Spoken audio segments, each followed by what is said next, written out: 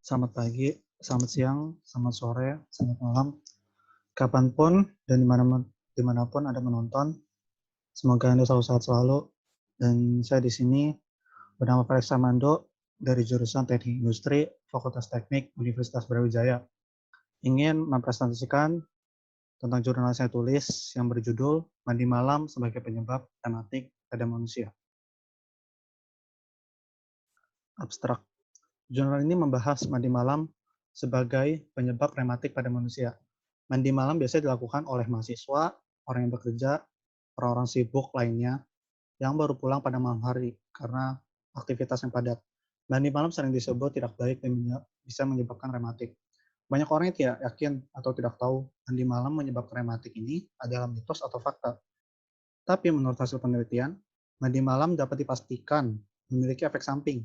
Tetapi ada beberapa dampak baik juga terdapat pada mandi malam. Mengapa saya menulis jurnal ini? Karena mandi adalah kegiatan yang umum diperlukan oleh semua manusia. Mandi penting untuk membersihkan diri agar terhindar dari kotoran, penyakit pada tubuh. Mandi bisa dilakukan 2 kali sehari, pagi dan sore. Namun ada beberapa orang yang terpaksa mandi pada malam hari karena kegiatan yang harus diprioritaskan terlebih dahulu. Seperti contohnya mereka baru pulang pada malam hari karena aktivitasnya sibuk. Mitos yang beredar kadang membuat orang-orang menjadi takut untuk mandi malam. Beberapa orang tetap melakukannya karena keadaan. Beberapa orang tidak mandi sama sekali karena takut. Hal ini tentunya merugikan mereka karena seharusnya mereka dapat membersihkan diri setelah beraktivitas harian. Mereka jadi tidak bisa menjaga kebersihan tubuhnya karena mereka takut. Mereka takut kalau mereka mandi malam akan menyebabkan rematik atau penyakit lainnya. Jadi mereka memilih untuk tidak mandi. Oke, masalah yang ada di sini adalah yang pertama, paradigma di masyarakat bahwa mandi malam menyebabkan rematik itu belum jelas kebenarannya, mitos atau fakta. Yang kedua, dampak buruk yang sebenarnya terdapat pada mandi malam. Yang ketiga, solusi bagi orang-orang yang mandi malam. Manfaat dari jurnal ini yaitu mengetahui dampak buruk dari mandi malam, begitu juga dengan manfaatnya, dan mengetahui cara meminimalisir dampak buruk mandi malam.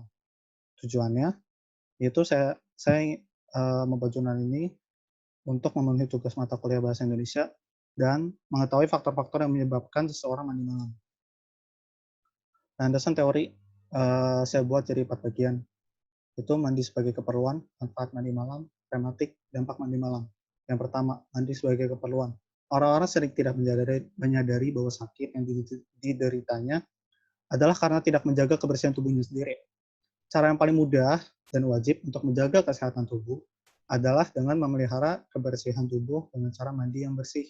Umumnya orang mandi 2 kali dalam sehari, saat pagi dan sore. Manfaat mandi malam. Manfaat mandi malam itu ada beberapa manfaatnya. Yang pertama itu mendapat ketenangan. Tidak semua orang, tapi beberapa orang mendapat ketenangan jika setelah dia pulang, walaupun mandi malam dia tahu atau dia ragu ini akan baik untuknya atau tidak, mereka tetap mandi malam karena itu akan memberikan ketenangan bagi mereka. Mereka tidak nyaman jika mereka dalam keadaan kotor. Yang kedua, memberikan kesegaran. Bagi mereka yang baru pulang beraktivitas dalam keadaan badan kotor, mereka membutuhkan kesegaran. Tiga, menurunkan tekanan darah. Mandi malam dengan menggunakan air panas itu akan membuat tubuh kita menaikkan suhu tubuh kita dengan menggunakan air panas atau air hangat. Tentunya itu akan dapat menurunkan tekanan darah kita dan melepaskan stres selesai beraktivitas. Yang keempat, meringankan gejala rematik. Yang kelima, tidur lebih nyenyak. Lalu rematik. Apa itu rematik? Jadi rematik itu adalah penyakit yang bisa menyerang semua kalangan usia, bukan hanya orang tua, tapi yang paling beresiko adalah lansia dengan berat badan berlebih. Lansia yang berat badannya itu berlebih memiliki resiko lebih besar. Sebagian besar rematik disebabkan oleh peradangan pada sendi.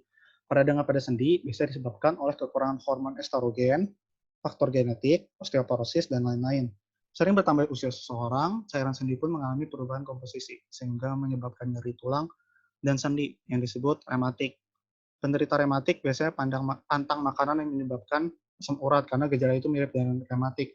Jadi eh, menurut Dokter Cicilia Novita, bukan hanya beliau, tapi dokter-dokter yang lain tentunya menyatakan bahwa mandi malam itu sebenarnya tidak membawa dampak negatif bagi kesehatan orang yang tidak memiliki penyakit tertentu, seperti rematik, jantung, dan asma. Jadi intinya orang yang sudah pernah terkena penyakit seperti yang disebutkan, itulah yang memiliki dampak yang akan mengalami dampak buruk dari mandi malam. Penderita penyakit rematik tentunya tidak dianjurkan untuk mandi malam karena suhu dingin bagi tubuh membuat sendi-sendi yang terkena rematik menjadi kaku dan terserang rematik. Karena menyempitnya pembuluh darah karena suhu yang dingin itu dan berpengaruh pada kurangnya asupan oksigen ke sendi-sendi tubuh menyebabkan nyeri. Jadi saat pembuluh darah kita itu suhunya menurun atau suhu tubuh kita itu kedinginan, eh, pembuluh darah akan kekurangan asupan oksigen dan menyebabkan nyeri, itu yang disebabkan oleh rematik. Maka dari itu, dengan mandi air hangat, orang dengan riwayat rematik pun tidak masalah mandi malam, asal suhu tubuhnya tidak di tahap kedinginan. Ibu hamil yang biasanya mengalami penyempitan pembuluh darah pada suhu dingin juga tidak masalah mandi malam, asal menggunakan air hangat. Intinya, bagi yang memiliki riwayat rematik, tetap tidak dianjurkan mandi malam untuk jaga-jaga. Yang terakhir, mandi malam dapat menyebabkan paru-paru basah dalam jangka panjang. Ingat, jadi walaupun Anda itu tidak pernah mengalami rematik atau penyakit-penyakit yang telah disebutkan di atas, mandi malam tetap memiliki dampak buruk jika Anda melakukan mandi malam di tahap yang tidak wajar atau terlalu sering. Metode penelitian yang saya lakukan itu di Universitas Brawijaya. Saya berfokus pada mahasiswa jurusan Teknik Industri Universitas Brawijaya. Dengan jumlah responden 21 orang, saya lakukan ini tanggal 7 Mei 2020 pada hari Kamis dengan pemberian kuesioner kepada responden. Hasil penelitian itu pertanyaan-pertanyaan yang saya buat adalah seberapa persen yang Anda mandi di malam hari. Jadi bisa dilihat di sini, sebagian besar 61,9% itu masih di tahap jarang, jadi masih di tahap yang wajar. Tetapi ada sepertiganya yang cukup sering mandi malam. Dan ada sedikit orang yang tidak pernah mandi malam sama sekali. Mengapa mereka mandi malam hari?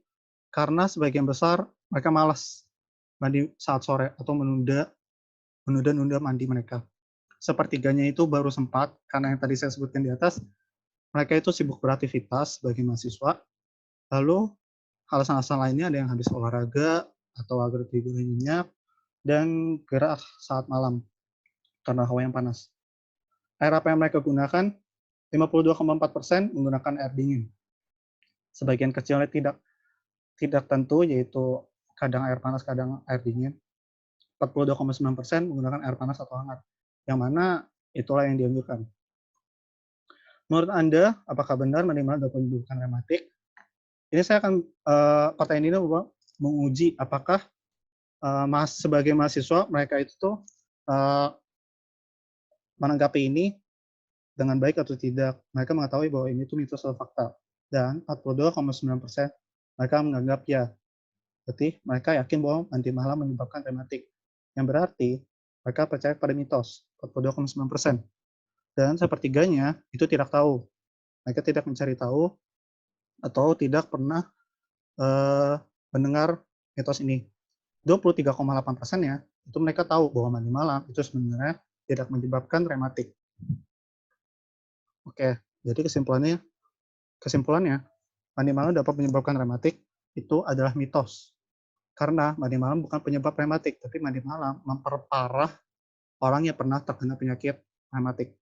Mandi malam dapat memperburuk keadaan orang yang sudah pernah terkena penyakit rematik, pernah terkena asam urat, lansia, dan ibu hamil. Di mana di antara mereka, pembuluh darahnya itu tuh pernah mengalami penyempitan atau cenderung dalam tahap yang lebih sempit daripada kondisi normal. Dan itu rentan terhadap penyakit rematik. Ketiga, mandi malam yang terlalu sering dapat menyebabkan paru-paru basah dalam jangka panjang. Bagi orang normal atau sehat, mandi malam tidak berpengaruh pada rematik. Menggunakan air panas untuk mandi malam selalu lebih baik daripada menggunakan air dingin. Mandi di pagi dan sore hari tetap lebih baik. Jadi walaupun Anda sibuk, tetap bagaimanapun caranya akan jauh lebih baik jika Anda menyempatkan mandi di sore hari dibandingkan malam hari. Saran, yang pertama, lebih baik jangan mandi malam. Kalau bisa mandi pagi dan sore hari. Yang kedua, jika hendak mandi malam, gunakan air hangat. Hindarilah mandi malam menggunakan air dingin. Yang ketiga, jika hendak menggunakan air dingin untuk mandi malam, siram ke bagian-bagian tubuh secara bertahap. Itu maksudnya gimana? Jadi kita harus saat menggunakan air dingin, siram di bagian tangan dulu, lalu kaki dulu, dan seterusnya. Intinya secara bertahap agar tubuh memiliki waktu untuk menyesuaikan suhu. Jadi tubuh itu tidak kaget atau tidak mengalami perubahan suhu yang terlalu mendadak. Yang terakhir, ketahui sesuatu informasi itu dengan cara mempelajarinya terlebih dahulu. Jangan mudah menerima mitos yang beredar di masyarakat. Sesuai dari hasil penelitian saya, sebagian besar saja itu orang menganggap bahwa mitos ini benar, padahal mitos ini ya memang mitos, jadi salah. Harusnya kita semua, mahasiswa dan masyarakat kalangan-kalangan lainnya, tanpa terkecuali, itu harus mempelajari sesuatu dulu sebelum menerimanya secara mentah-mentah.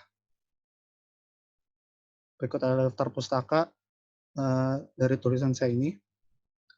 Dan yang terakhir adalah terima kasih, thank you, xie Jelontang, merci beaucoup, kamsahamnida, arigato.